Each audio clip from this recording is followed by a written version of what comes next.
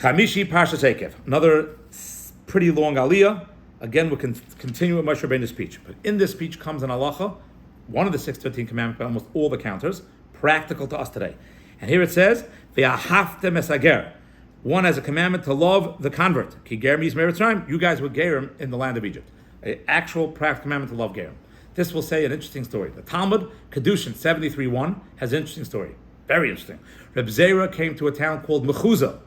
And in the town he said that gerim are permitted to marry mamzerim. There's a question of law we won't get into right now, but there's something called natural-born Jews of Kahal Hashem. They're called the Kahal, and they're only allowed to marry within the Kahal. Gerim is a question. Gerim are for sure regular Jews, but can they also marry mamzerim? Which, by the way, is a positive, because if someone, God forbid, is a mamzer, who are you limited to marry? So they can marry converts according to this, which is a positive thing as well. But in the meantime, it says Mechuzah was a town full of gerim.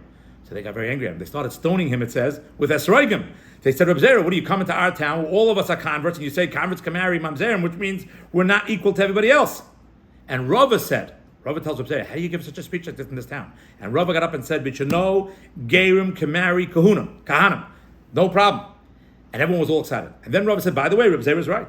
Gerim can marry kahanim, but they also can marry mamzerim. And no one complained. So the commentators point out, wait a second. Rava, you complain to Reb Zera, don't say it. Don't make everyone upset. It's a town of converts. You're equating them with mamzerim. It's not a good idea. Rava, you did the same thing. So the obvious answer, everyone's thinking, is no. He first started out with something positive. He said, no, love the ger, but by the way, the ger also can marry a kohen, which I think is a lesson for us in life. It's not always about what the words are being said.